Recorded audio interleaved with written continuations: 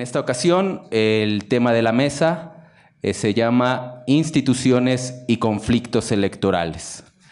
Para disertar sobre este tema, tenemos, casi podría decir, pues que podría decir que casi no necesito presentar a los ponentes, pero lo voy a hacer para que tengan muy claro quién nos acompaña.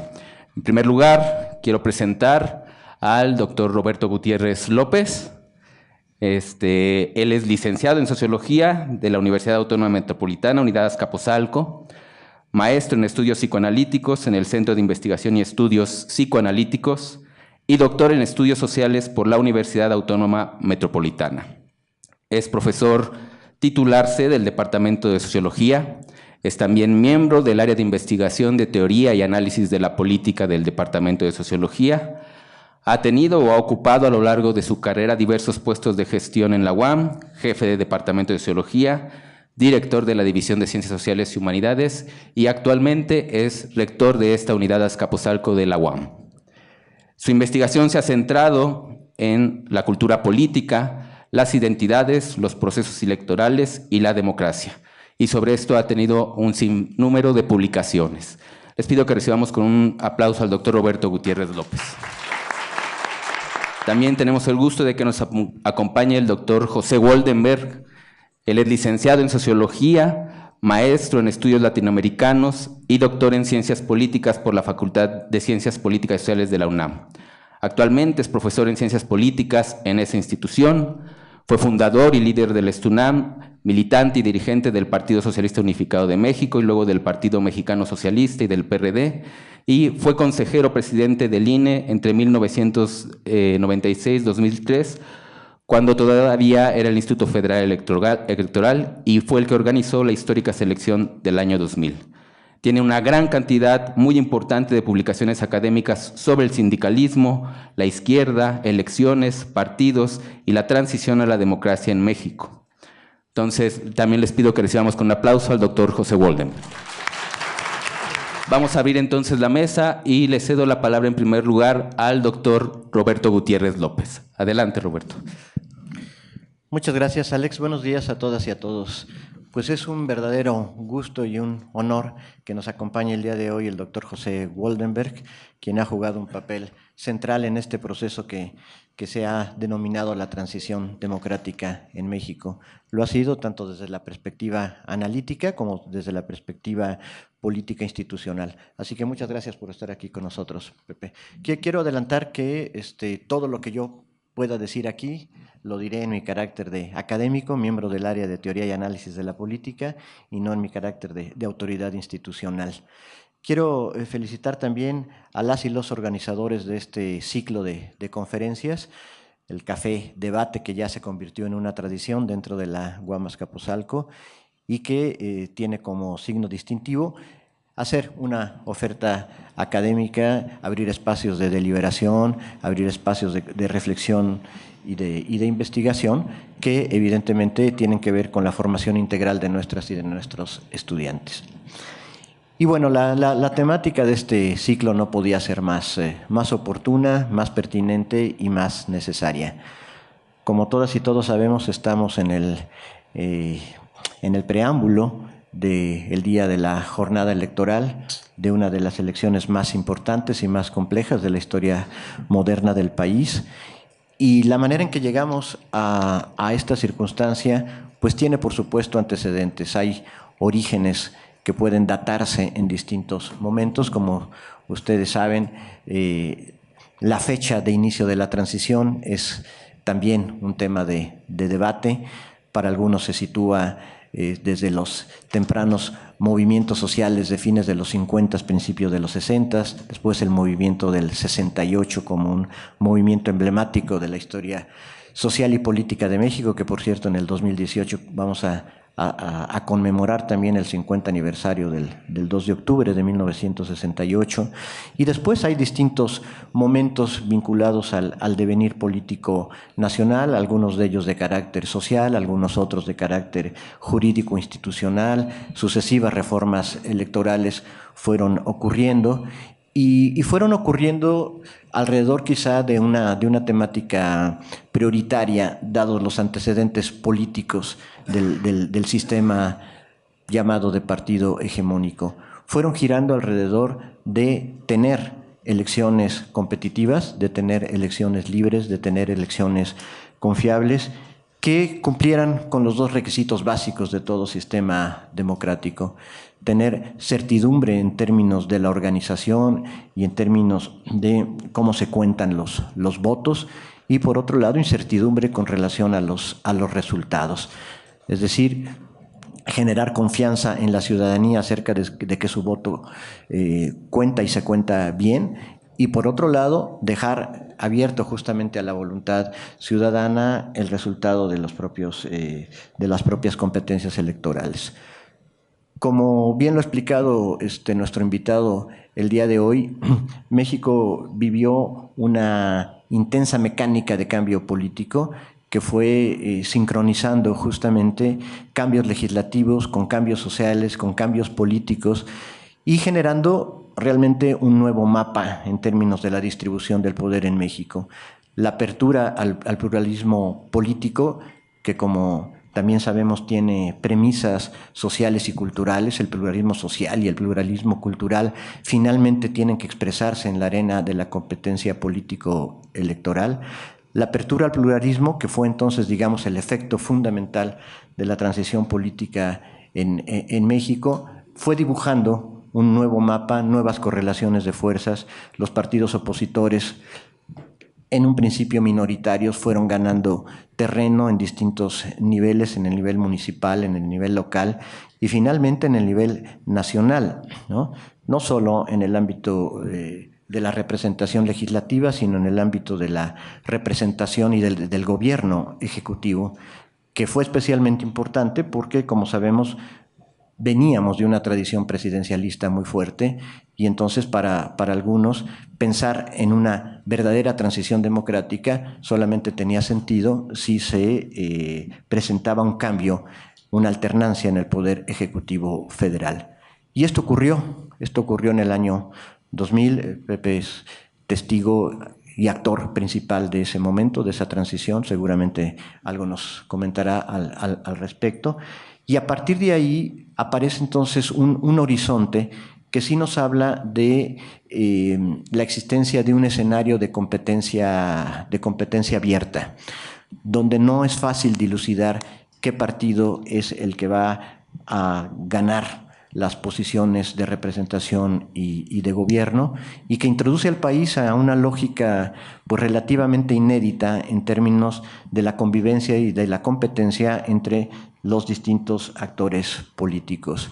Se fueron formando también progresivamente contextos de exigencia más puntuales, los cambios en la opinión pública, el cambio en los medios de comunicación, la progresiva apertura que se dio al debate social en distintos momentos, fue acompañando también este proceso.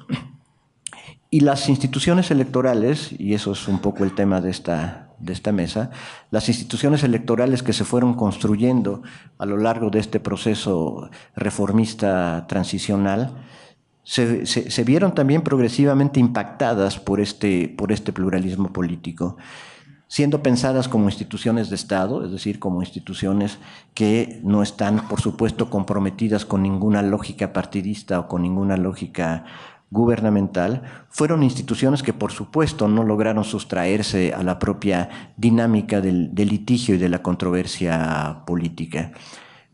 El IFE surge en la coyuntura de la reforma de 89-90 y progresivamente se va ciudadanizando y va, digamos, cortando los cordones que lo unían con el poder ejecutivo, con la administración electoral, con la administración gubernamental de los procesos electorales, hasta llegar a su completa ciudadanización. Y tuvimos, algunos lo llaman así, una época, digamos, dorada del Instituto Federal Electoral, donde los representantes consejeros eran representantes con un prestigio indudable que provenían básicamente de la academia, pero también justamente del espacio de una opinión pública que había sido crítica con respecto al pasado centralista y autoritario mexicano. Y esa etapa pues produjo distintos resultados. Produjo, en primer lugar, la posibilidad de la alternancia, como mencionaba hace un momento. Pero también, a partir de los efectos, de los enormes efectos políticos que tuvo la actuación de la autoridad electoral, y ustedes recordarán también esa intensa polémica que se dio a propósito de las multas a los partidos políticos, el Pemex Gate, los amigos de Fox, en fin. Los actores políticos fueron tomando nota de que realmente iba en serio la transición y que realmente iba en serio el carácter imparcial e independiente de las decisiones de la autoridad electoral. Junto con el IFE y más recientemente el INE, pues por el lado jurisdiccional también hubo creación de instituciones, modificación de instituciones, aquel momento TRIFE, el Tribunal del Poder Judicial, ahora el Tribunal Electoral del Poder Judicial de la Federación, fue también una criatura de la transición que, como ustedes saben, pues tiene que ver fundamentalmente con la validación de toda una serie de decisiones que se toman en el ámbito electoral, algunas de ellas que tienen que ver con la actuación del propio IFE, ahora INE, y al final con la validación general de los procesos electorales. Y como no me quiero extender mucho, simplemente dejaría sobre la mesa que en esta etapa que tiene que ver con el proceso electoral del 2018, justo la actuación de las fuerzas políticas, que ha sido una actuación que ha tendido desde mi perspectiva a seguir teniendo influencia en la organización de los procesos electorales, a tener porciones de poder dentro de las instituciones electorales y que se ha expresado en algún sentido en esta política de cuotas en términos de la negociación entre las fuerzas políticas que designan a los consejeros electorales y que forman también parte del eslabón que constituye el Tribunal Electoral. Estas fuerzas siguen actuando porque lo que está en juego es finalmente el poder político.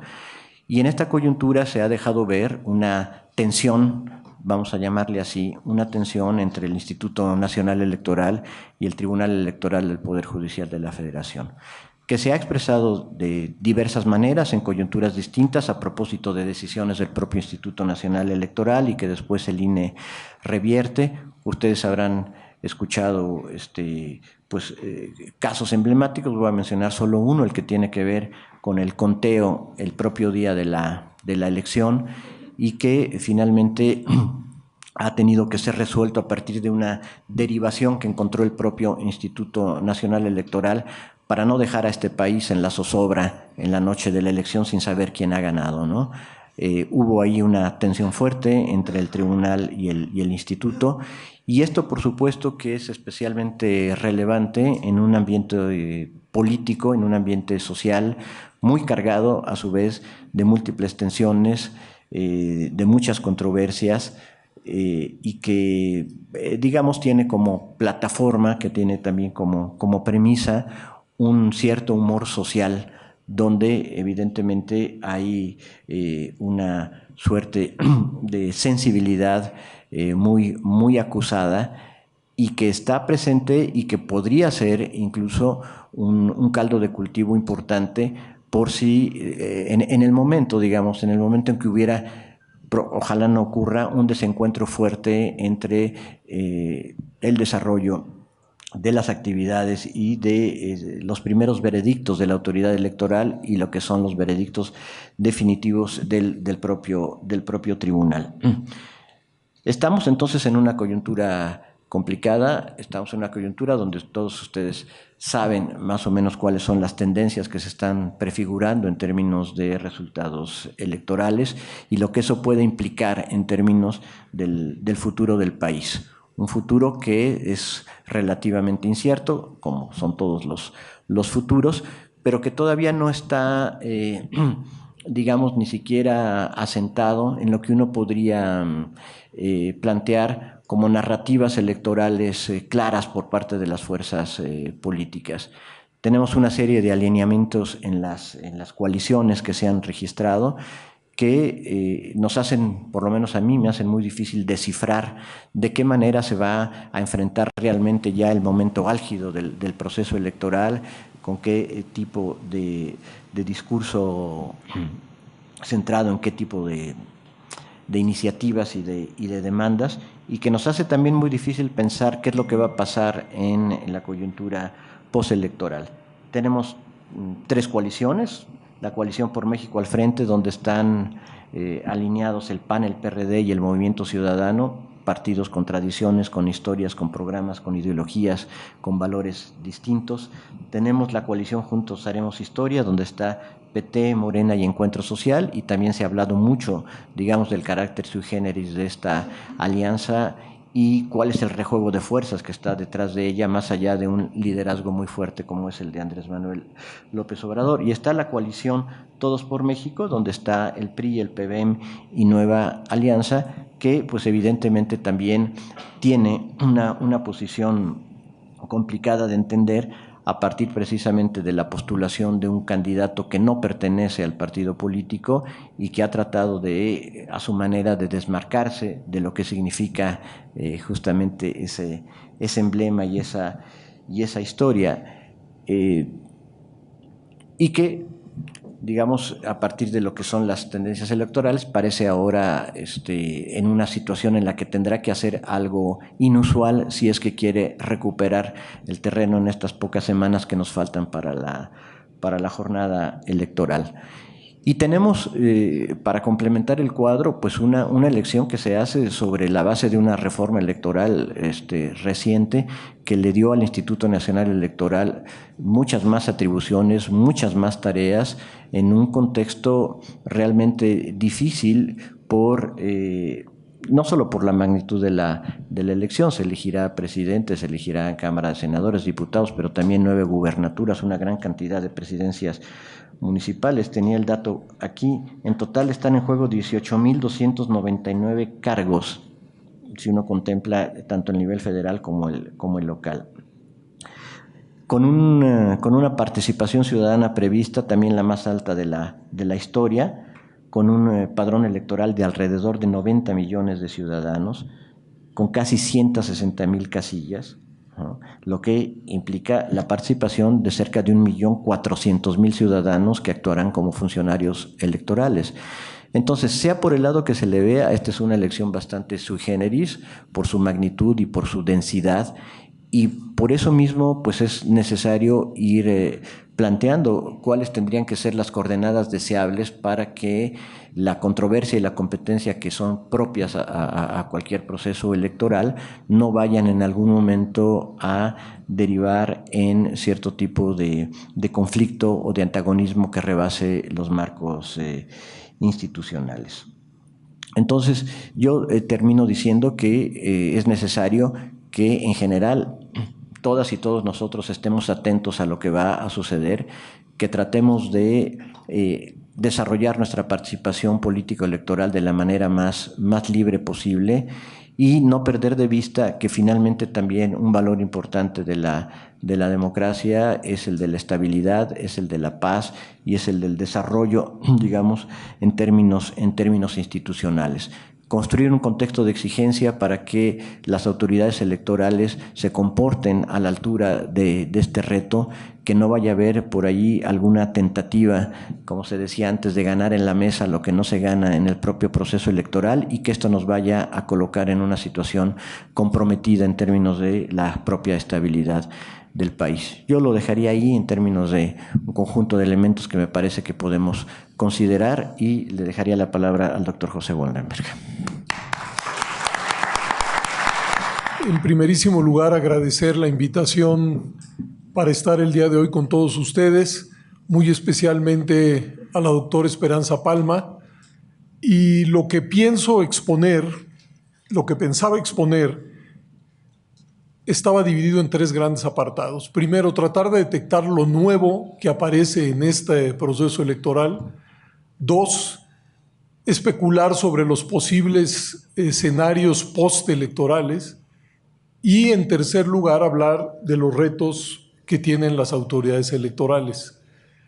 Pero dado que el doctor Gutiérrez acaba de meter además el tema de la transición, me gustaría empezar por ese, es decir, van a ser cuatro apartados y no 3, siguiendo básicamente lo que él apuntaba. Pero creo que es importante. México vivió una transformación de enormes dimensiones. He repetido mucho que México pasó de un sistema de partido hegemónico a un sistema de partidos plural, de elecciones sin competencia a elecciones competidas, y que esos dos fenómenos anudados modificaron el mundo de la representación política.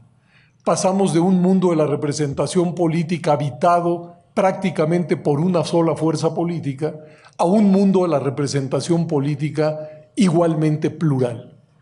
Mucha gente dice que se trató simple y sencillamente de un cambio electoral, pero quien eso afirma, estoy convencido que no entiende la centralidad o el electoral dentro de todo el sistema político, porque una vez que eso se modificó, las instituciones diseñadas por la Constitución también se modificaron.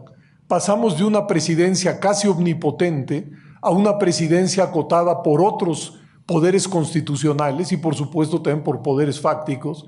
Pasamos de un Congreso que en lo fundamental estaba atado a la voluntad presidencial a un Congreso que solamente podemos explicarnos por la correlación de fuerzas que existe en su seno, e incluso instituciones como la Corte, que durante largas décadas en materia política fue algo similar a un cero a la izquierda.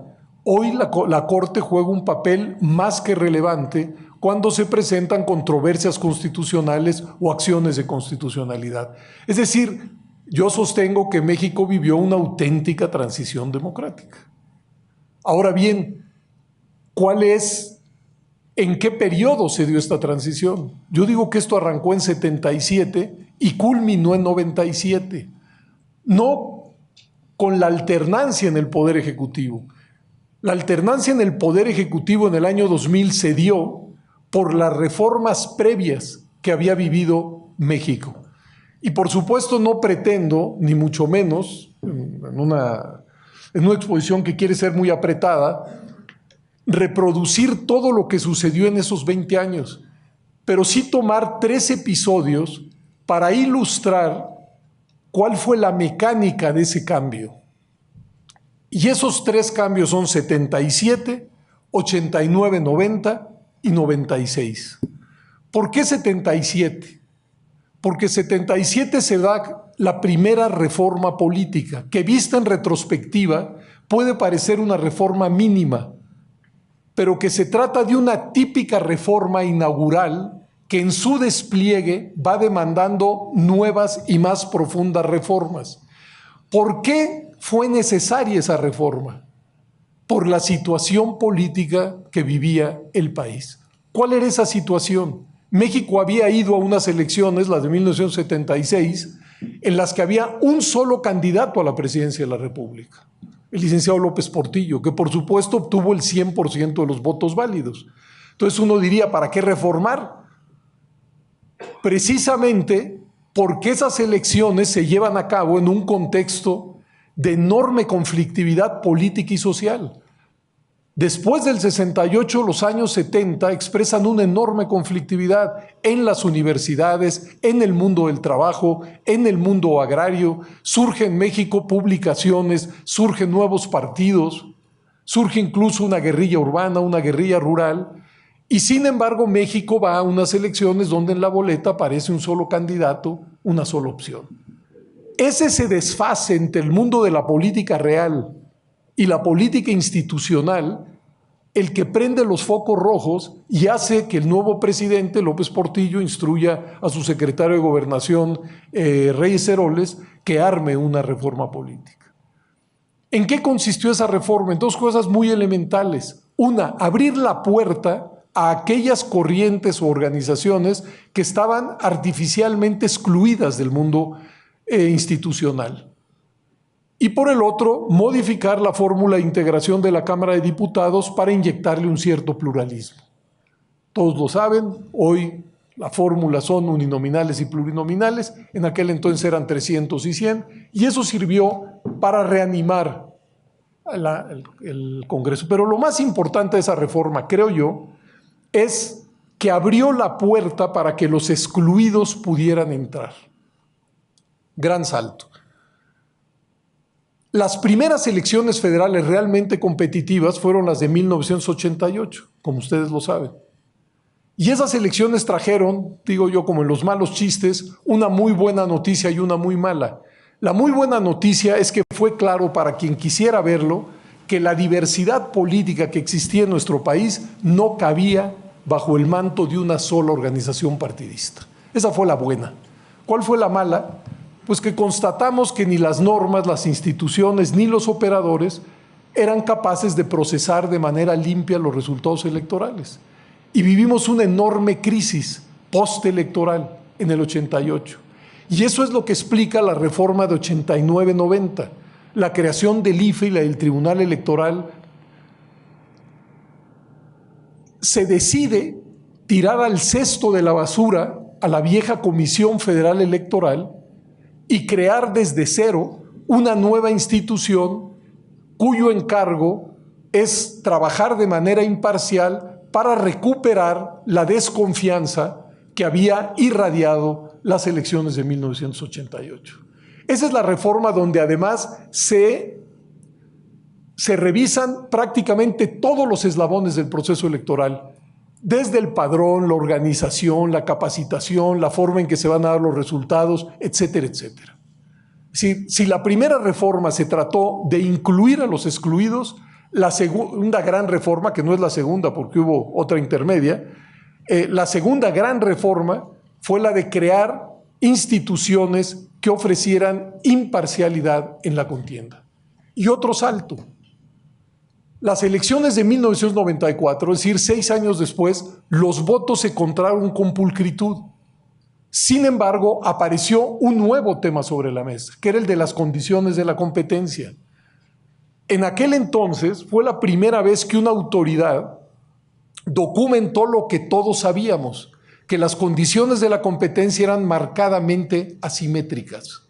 En aquel entonces la Comisión de Consejeros pudo documentar que de cada 10 pesos que se habían gastado en la contienda, 8 habían sido gastados por un solo partido, el PRI, y 2 pesos por el resto. De tal suerte que era difícil hablar de una contienda auténticamente democrática cuando las condiciones de la competencia eran tan marcadamente asimétricas. De tal suerte que la reforma del 96 lo que intenta es construir un mínimo piso de equidad en la contienda. Y para ello los legisladores tomaron 2 palancas muy poderosas: el dinero, por un lado, y el acceso a los medios masivos de comunicación. Es la reforma donde se incrementa de manera muy importante el financiamiento público a los partidos, donde se establece la regla para la distribución de ese dinero, donde se multiplican los tiempos oficiales en radio y televisión, donde los partidos reciben tanto dinero que pueden comprar muchísimo espacio en radio y televisión, más que nunca antes. Ya sabemos que luego en 2007 se prohibiría esto, pero en ese momento ese fue su impacto. Y además, incluso en un tema tan delicado como era el comportamiento de los noticiarios de radio y televisión, el legislador no fue omiso. Mandató a que el IFE de entonces hiciera un monitoreo del comportamiento de los noticiarios de radio y televisión y que diera a conocer los resultados de ese monitoreo.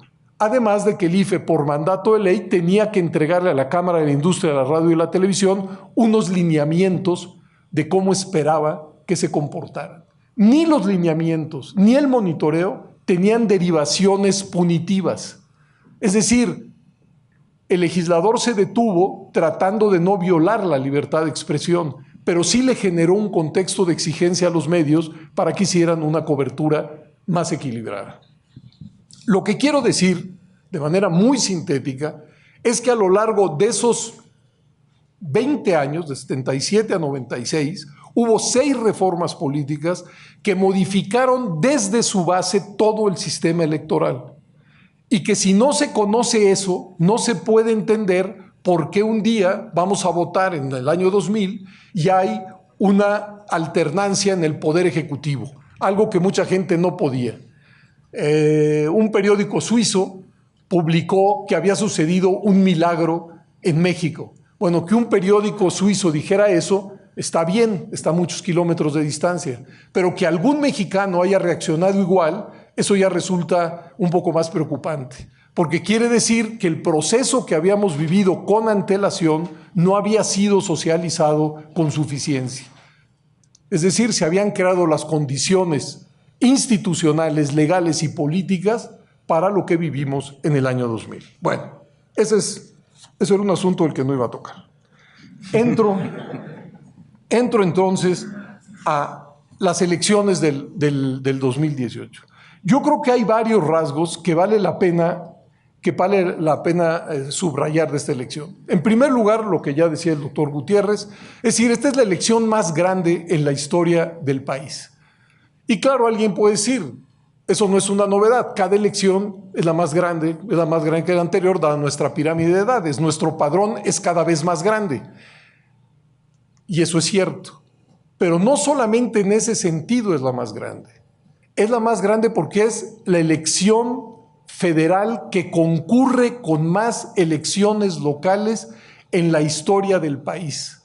Al mismo tiempo que vamos a elegir al presidente, al Senado y a la Cámara de Diputados, vamos a elegir, como ya se dijo aquí, 9 gobernadores, 27 congresos locales y, según mis cuentas, más de 2,000 ayuntamientos. ¿Por qué digo según mis cuentas? Porque en esos 2,000 estoy incluyendo las 16 ayuntamientos de la Ciudad de México y los de usos y costumbres, que solamente en Oaxaca son más de 400. Entonces, si no se toma en cuenta eso, pues sí, el número baja quizá a 1,600, 1,500. Pero lo que quiero decir es que buena parte del mapa de la representación y de gobierno en México se va a modificar. ¿Por qué llegamos a esto? Y eso quizá vale la pena rescatarlo. Porque había la idea de que la vieja rueda de la fortuna electoral mexicana generaba más conflicto y menos posibilidad de concurrencia de las fuerzas políticas. ¿Qué quiero decir con esto? Cualquiera que tenga una mínima memoria se acordará que apenas hace unos años, en un mismo año, podíamos tener elecciones en abril, en junio y en noviembre. Y entonces se dijo, lo que sucede es que ese calendario electoral lo que fomenta es la competencia y no hay momentos para la conciliación, para el acuerdo, para la negociación, para sacar las cosas adelante.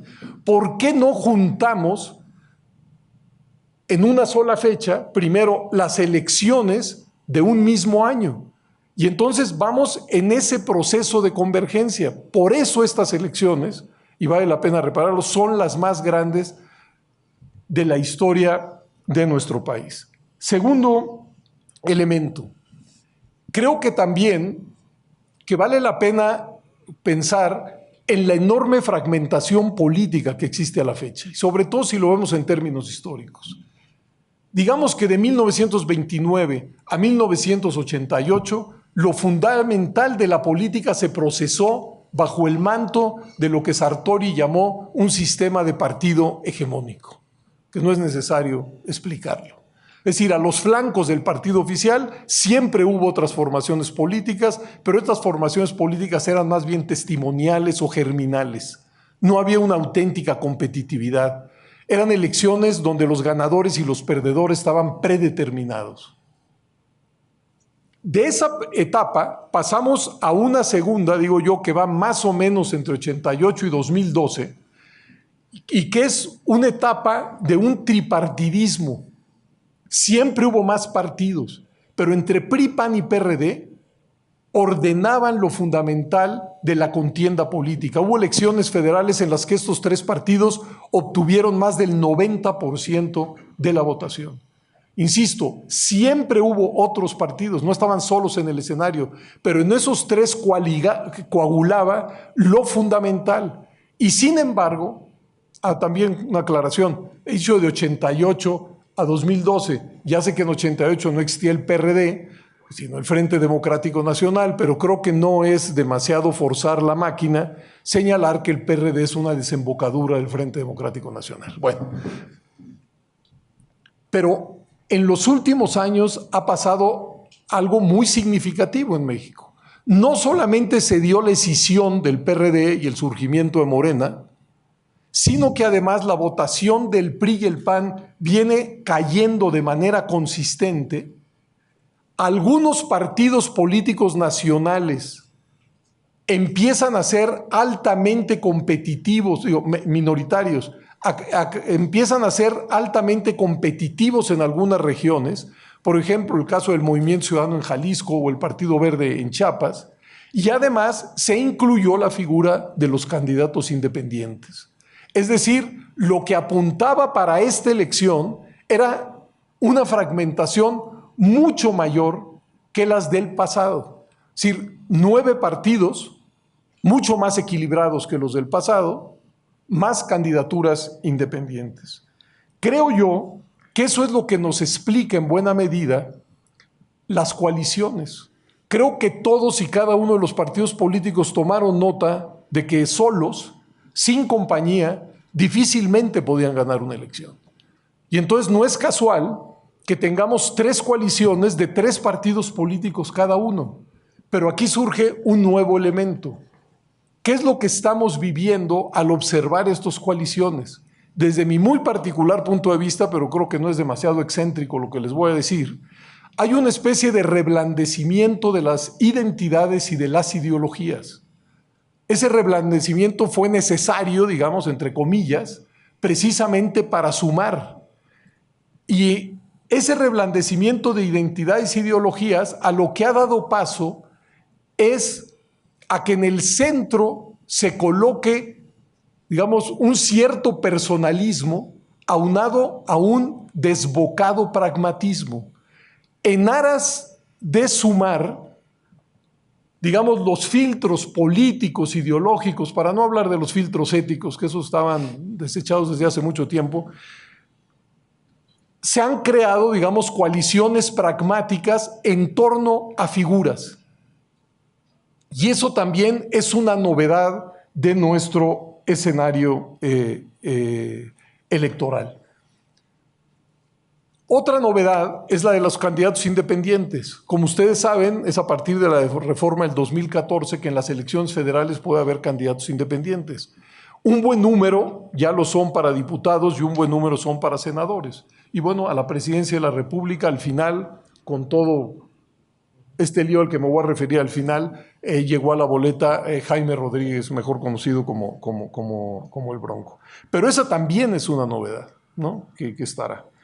Bueno, ese es, creo yo, alguno de los rasgos de las novedades de esta elección. Ahora, ¿qué escenarios se vislumbran? Y perdón, pero aquí voy a decir a lo mejor puras cosas dignas de perogrullo, pero creo que vale la pena ordenar lo que podemos esperar luego del 1 de julio o del 1 de julio, sobre todo por tanta especulación que hay pues, en los medios, lo cual es natural, pero creo que vale la pena intentar pues, verlo con mayor frialdad y claridad. Primero, perogrullo, vamos a elegir un presidente. Ahora, las reglas en nuestro país establecen que con mayoría relativa o con mayoría absoluta, el presidente es legal y legítimo, y que la presidencia se deposita en una sola persona.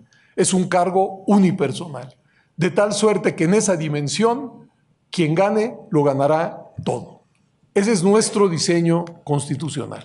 2, pero gane quien gane, ese presidente va a tener que coexistir con un Congreso.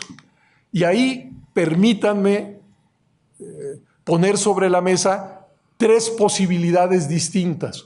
Una, que suceda algo similar a lo que viene sucediendo desde el 97 en la Cámara de Diputados y desde el 2000 en la Cámara de Senadores. ¿Qué es lo que viene sucediendo? Que ningún partido o coalición por sí misma tiene los votos suficientes como para hacer su voluntad. Supongamos que ese es el primer escenario. ¿Qué puede hacer el presidente? Dado que la propia ley establece que las coaliciones electorales quedan disueltas después de la elección. ¿Qué puede hacer el presidente entonces? 1, quedarse al frente de un gobierno de minoría, y negociar con el Congreso cada una de sus iniciativas. 2, intentar una especie de coalición legislativa, como se intentó con el Pacto por México, se intentó y se logró con el Pacto por México. O 3, esa es una novedad en nuestra Constitución, intentar un gobierno de coalición. ¿En qué consistiría?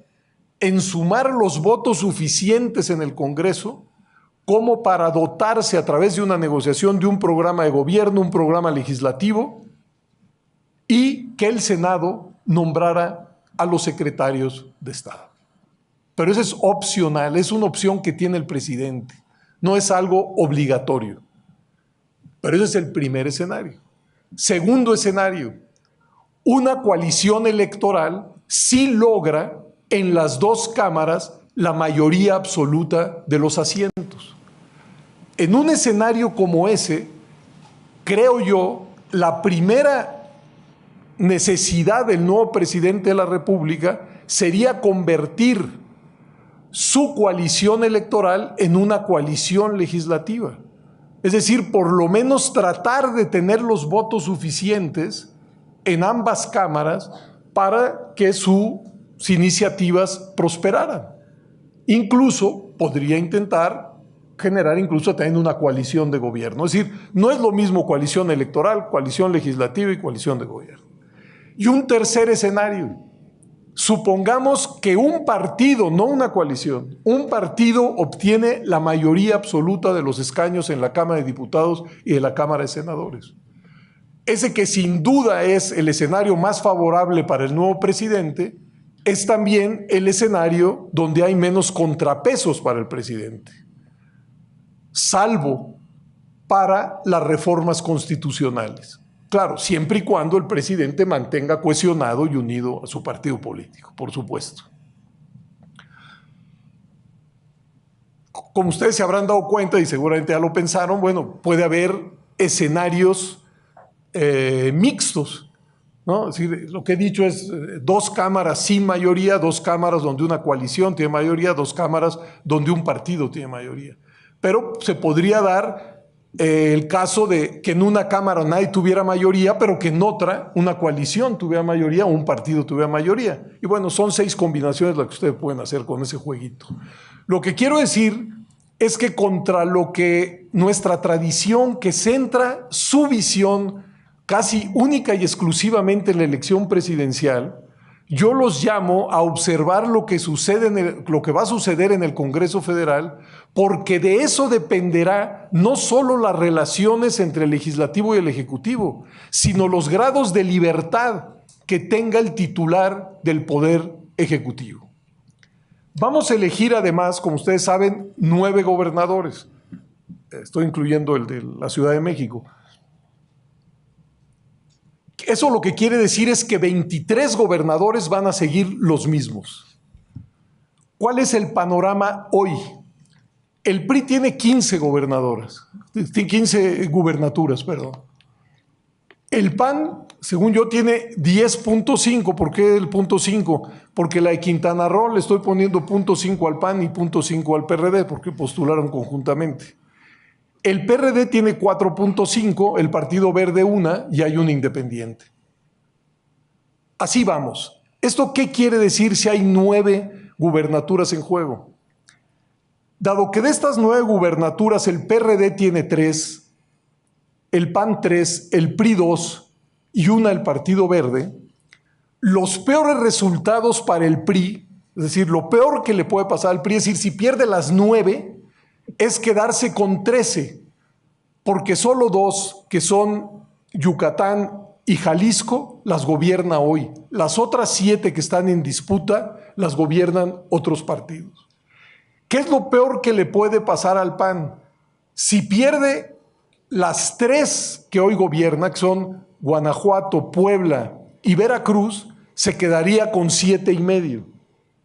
Quien creo tiene mayores dificultades es el PRD, porque de las 4,5, 3, que son la Ciudad de México, Tabasco y Morelos, si pierde las 3 quedaría con 1,5, pero de ese 1,5, 1 ya se fue. porque está apoyando ahora la campaña del Partido Revolucionario Institucional. Y bueno, esto también es importante porque al final del proceso electoral del año 2003, como ustedes pueden ver, las gubernaturas del país van a estar divididas. Es decir, en este terreno uno puede asegurar que aunque alguien, muy difícil que un partido las ganara a las 9, pero incluso si un partido ganara a las 9, de todas maneras las gubernaturas van a seguir muy divididas. Se van a elegir 27 congresos locales y ahí lo que vale la pena observar es si el gobernador y su partido logran mayoría absoluta o si no. Porque otra vez la relación entre el gobernador y su congreso es clave.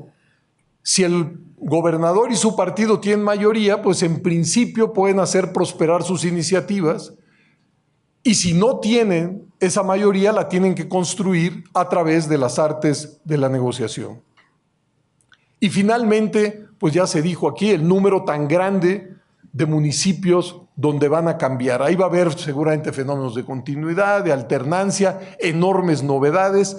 Lo que les quiero decir es que el mapa de la representación política en nuestro país seguramente va a cambiar en estas elecciones del 2018 y seguramente nadie va a ganar todo ni nadie va a perder todo. Lo que va a haber es una reconfiguración del mundo de la representación en México. Y paso al último punto, los retos de la autoridad electoral. El primer reto de la autoridad electoral, por supuesto, es organizar las elecciones, es otra perogrullada. Yo sostengo que en ese terreno, el INE de hoy hace las cosas mucho mejor que el IFE de ayer. Si ustedes se fijan, los asuntos que tienen que ver con el padrón, la organización, la capacitación, el programa de resultados electorales preliminares, los conteos rápidos, es decir, todo lo que es la logística electoral prácticamente no se discute. Veo aquí mucha gente joven, pues es natural, es la universidad. Gracias. Estoy viendo hacia allá. ¿No? Y por supuesto no pueden tener memoria viva de lo que se discutía en los 90s. Pero en los 90s el centro de la discusión era precisamente eso. Que si el padrón, que si la organización, que quiénes iban a estar en las mesas directivas de casilla, que si la papelería electoral, que si las actas. Todo eso, si ustedes se fijan bien, hoy prácticamente no se discute.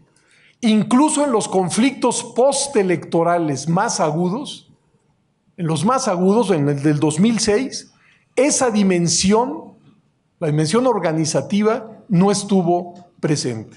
¿Dónde están, digamos, los problemas, creo?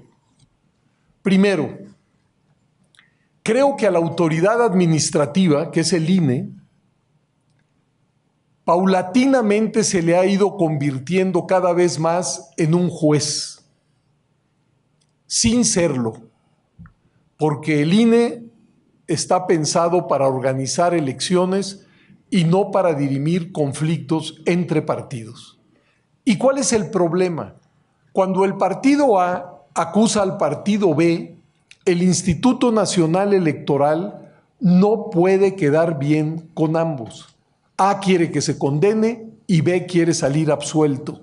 Y haga lo que haga el INE, se genera una línea de tensión con uno de los partidos, que además, cuando no es favorecido por el Instituto Nacional Electoral, tiene el recurso legítimo de apelar esa resolución ante el tribunal. Digo yo, si en México tenemos 33 tribunales electorales, es decir, 32 tribunales locales y el Tribunal Federal, ¿por qué los litigios no van directamente a ellos? Para eso están hechos los tribunales, para resolver litigios. En cambio, como cada vez más la materia del trabajo del INE también tiene que ver con las disputas entre los partidos, eso tiende a reblandecer el aprecio por esa institución. Es decir, es el diseño el que está erosionando en buena medida la confianza en una institución que debería ser central para irradiar precisamente la confianza. Estoy convencido que si los litigios entre partidos fueran directamente a los tribunales, tendríamos una autoridad electoral mucho más prestigiada que lo que tenemos hoy.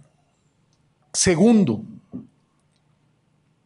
el tema de la fiscalización, que es una de las reformas complicadas del año 2014. Trato de explicarme. Hasta las elecciones del 2012, la elección primero se calificaba y luego se hacía la fiscalización de los recursos de los partidos políticos. Es decir, estaba disociada la calificación de la fiscalización. Por supuesto, hubo muchas voces que señalaron pues, que esto era absolutamente incorrecto, porque cualquier partido y su candidato trascendían el tope de gasto de campaña y luego a lo máximo que se podía hacer era pues, una sanción normalmente pecuniaria. Y se dijo, no, hay que fiscalizar antes de la calificación de cada elección. Y así quedó la reforma del 2014, con la siguiente disposición. A partir de ese momento, el rebase de topes de gastos de campaña es causal de nulidad de la elección siempre y cuando la diferencia entre el primero y el segundo lugar no sea mayor de 5 puntos porcentuales. El mensaje que mandan los legisladores, creo, es muy claro, digamos la parte positiva. Es decirle a los contendientes, cuidado, si te pasas en el tope de gastos de campaña, la sanción puede ser draconiana, anulo la elección o se puede anular la elección. Esa es la parte positiva. Sin embargo, creo yo que el otra filo de la espada es la siguiente. Es muy probable que los candidatos perdedores por menos de 5 puntos porcentuales activen esa impugnación porque les dirán sus propios asesores y abogados, pues si ya perdiste, ¿por qué no impugnas? Ya no tienes nada que perder. Es decir, lo que temo es que la propia ley esté fomentando la posibilidad de impugnación de los perdedores porque ha establecido como causal de anulación de la elección el rebase de tope de gastos de campaña. Pero el asunto no queda ahí. Quien tiene que hacer esa labor es el Instituto Nacional Electoral. En la ley hay una cláusula que señala que el Instituto Nacional Electoral puede delegar esa función a los institutos locales siempre y cuando estos institutos tengan las condiciones materiales y humanas para llevar a cabo la fiscalización. Y por lo pronto el INE ha resuelto que esos institutos pues, no tienen esas capacidades y que toda la fiscalización la llevará a cabo el Consejo General del Instituto Nacional Electoral a través de su Comisión de Fiscalización y la Unidad Técnica de Fiscalización. Pero dense cuenta del número de campañas que tenemos enfrente. En cada una de esas campañas, es decir, si son 2,000 ayuntamientos o 1,500, si quieren ustedes, 27 congresos, 9 gobernadores, 500 diputados federales, 128 senadores, más candidatos presidenciales, pónganle que para cada cargo hay 4, 5, 6 candidatos. El INE tiene que fiscalizar todas esas en un tiempo perentorio, es decir, antes de la calificación de la elección, para ver si los recursos utilizados son recursos lícitos y para ver que nadie haya rebasado el tope de gastos de campaña. Creo que eso, desde mi muy particular punto de vista, ese es una de las zonas para mí de preocupación, porque es una tarea de una enorme envergadura, que no es una tarea menor, es una tarea central y que es un prerequisito para la calificación de las elecciones. Y luego el tema de los resultados. Eso siempre es la cereza de todo el proceso electoral. Al ciudadano del común lo que le interesa es que luego de que la gente va a las urnas, tener a la mayor rapidez posible, a la mayor brevedad posible, los resultados de esa elección. Eso es lo importante. A casi nadie le interesa, digamos, toda la infraestructura material y humana, y así debe ser. La cosa es, la noche de la elección, tener resultados. Y ahí es donde entró esta tensión entre el Instituto Nacional Electoral y el Tribunal. Déjenme contarle más o menos en qué consistió y qué es lo que va a suceder, creo yo, la noche de la elección. La reforma del 2014 establece que ahí donde haya elecciones concurrentes, habrá una sola mesa directiva de casilla. A lo mejor esto sí lo pueden recordar. En el pasado, por ejemplo, cuando íbamos a votar en la Ciudad de México y había elecciones para el DF y federales, había 2 mesas directivas de casillas. En el mismo lugar, pero eran 2 mesas. Unas eran las encargadas de hacer el cómputo de presidentes, senadores y diputados, o sea, la elección federal, y la otra mesa, la del jefe de gobierno, jefe delegacional y el diputado. Bueno, ahora no. Ahora habrá una sola mesa directiva de casilla. Eso es mejor, digamos, pues para el votante. Llegarás, en algunas mesas todavía recuerdo que unos ponían tinta en un dedo y luego tinta en el otro. Y bueno, total, tampoco era muy pesado, pero ahora uno va a llegar, le van a dar en la misma mesa todas las boletas, las depositará ahí y demás. El problema es que, por supuesto, si hay una sola mesa, aunque la ley permite que se dividan para el momento del cómputo, es muy probable que el cómputo sea más lento. La ley establece que hay que empezar por el de diputado, luego por el de jefe de gobierno, en el caso de la Ciudad de México, y así. Bueno, el INE, creo yo, con buen criterio, dijo, el problema es que requerimos resultados rápidos y veraces la noche misma de la elección. Entonces, lo que proponía era, dado que ahí están las urnas, quienes van a hacer el cómputo son ciudadanos del común que han sido sorteados y capacitados y que ahí están los representantes de partidos, dijo, hagamos el siguiente procedimiento. Abrimos las urnas, vemos, porque son de diferentes colores, vemos si hay algunas mal colocadas, porque suele suceder, aunque en un porcentaje mínimo, las colocamos bien y empezamos el cómputo. Empezando, por supuesto, por la del presidente. Y ahí mismo llenamos el acta. Y así vamos, una tras otra. Y el tribunal dijo que en aras de la certeza no se podía hacer eso, sino que era necesario hacer todo el cómputo de las 6 elecciones y luego llenar las actas. Y entonces el INE, pues, preocupado, dijo, de esa manera, pues no vamos a poder tener ni conteo rápido y el PREP va a ser lentísimo. Un paréntesis.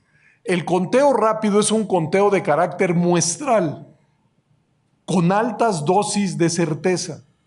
La muestra con la que trabaja el INE es la muestra más grande, la más robusta, dicen los estadísticos, que puede existir. Pero es un ejercicio muestral, por eso lo que da son rangos, no un porcentaje de votos. En el año 2000, por ejemplo, el resultado para Vicente Fox, estoy inventando, era entre 38 y 43, insisto, estoy inventando, pero más o menos, y para el licenciado Labastida era entre 33 y 37. Bueno, no se cruzaban, entonces era posible decir, ya ganó Fox. Lo que pasó 6 años después es que sí se cruzaban porque era una elección muy cerrada y por eso se dijo, hay que esperar al cómputo final. Bueno, pero ese es el conteo rápido. El PREP es otra cosa. El PREP es un censo. Intenta tener la captura de todas y cada una de las casillas y se van agregando conforme se van mandando de los centros de cómputo distrital a un centro de cómputo que está en la Ciudad de México. Y yo les sugiero que la noche de la elección se metan a ver al PREP porque realmente es un espectáculo digno de verse. Porque ahí aparecen, sí, en primer lugar porque ahí aparecen los resultados nacionales, estatales, de circunscripción, distritales, pero también casilla por casilla. Y en eso, de que aparezcan casilla por casilla, es donde está el candado de seguridad. ¿Por qué? Porque nosotros no tenemos, como ciudadanos, no tenemos contra qué checar esos resultados, pero los partidos sí. Los partidos tienen copias de las actas de todas las casillas donde tuvieron representantes y pueden confrontar esas actas contra lo que está pasando en el PREP. Pero bueno, la cosa es que el conteo rápido más o menos a las 11 de la noche tiene que tener resultados y el PREP pues funciona a partir de las 8 de la noche, pero a las 8 de la noche empiezan a caer como gotitas apenas, ¿no? Y luego se va acumulando, luego viene un aluvión y al final pues, las últimas gotitas. Así es como funciona. Bueno, el problema es que con la resolución del tribunal pues todo se iba a atrasar. El INE ideó que dado que existen unas hojas de cómputo preliminar y ahí se van llenando los resultados, que con esas funcione el conteo rápido. Y eso ya el tribunal lo dio por bueno. Creo yo que eso es final feliz para el conteo rápido. Creo que sí va a haber conteo rápido de la elección presidencial y a las 11 de la noche el presidente del Consejo General del INE nos podrá decir qué sale del conteo rápido, a las 11. Sin embargo, sí vamos a tener un PREP mucho más lento que el de las elecciones anteriores, porque va a empezar a funcionar hasta que se haga el cómputo quizá, de las 6 elecciones. Entonces, también para estar alertas. Y termino. Yo creo que los retos logísticos o operativos que tiene la autoridad electoral son retos que va a cumplir. Lo que es más complicado es algo que escapa de las manos de la autoridad electoral y es el clima de violencia que acompaña, yo no digo a nuestras elecciones, sino que acompaña a nuestra vida, no solo a la vida política. El número de candidatos y precandidatos que han sido asesinados es altísimo bajo cualquier criterio que se quiera ver. Pero insisto, este es un fenómeno que trasciende, que va más allá del asunto electoral. Si algo trastoca la vida en común hoy en nuestro país, pues es la espiral de violencia que ha dejado un cúmulo de muertos, desaparecidas, familias quebradas, zonas... pero incluso aquellos que no han sido tocados por la violencia, creo que viven o vivimos pues en un clima de zozobra y preocupación, porque se ha instalado una especie de nube, ¿no? De temor en relación a la violencia. Sin embargo, hay que decir lo siguiente, hasta donde, viendo los informes oficiales, no tengo otros, el último informe del Instituto Nacional Electoral es que a estas alturas, de las más de 150,000 casillas que se tienen que instalar en el país, todavía había problemas en alrededor de 200 y tantas. Es decir, nada en términos estadísticos. No estoy minusvaluando el asunto, pero quiere decir que es mucho menos no es, pues, ¿qué será el 0.1%? ¿No? Es decir, seguramente en los próximos días eso seguirán avanzando, pero lo que vale la pena señalar es que al día de hoy el 99.9% de las casillas ya tienen a los funcionarios que van a recibir y van a contar el voto de sus vecinos. Y eso en un clima como el que vivimos es doblemente meritorio, porque como ustedes intuyen, pues se colocan casillas desde el norte hasta el sur, de oriente a occidente, en las zonas ricas, en las zonas pobres, en las zonas, hay quien dice más apartadas. ¿Apartadas para quién? Ahí vive gente. ¿no? Es decir, se instalan casillas en todos lados de México, más de 150,000. Y eso, según el INE, está garantizado. Y eso es quizá lo más importante. Lo podemos seguir viendo como una rutina, y en efecto lo es una rutina. Pero es una rutina con una altísima significación por lo siguiente, y con esto termino. Porque a diferencia de lo que pasa en otros países, donde quienes reciben y cuentan el voto de las personas son normalmente funcionarios del Estado, a los que se les da un sobresueldo, en el caso mexicano, por la enorme desconfianza que había o que hay en los procesos electorales, quienes están en las casillas son ciudadanos sorteados y capacitados. Y cada 3 años suelen ser diferentes. Cada 6 años se genera la incertidumbre si va a poder reclutar a los ciudadanos suficientes para instalar todas las casillas. Y la buena nueva es que todos los años donde hay elecciones se comprueba que los ciudadanos, cuando son convocados para hacer una tarea realmente significativa, acuden. Y eso, insisto, creo yo, es una muy buena noticia. Muchas gracias.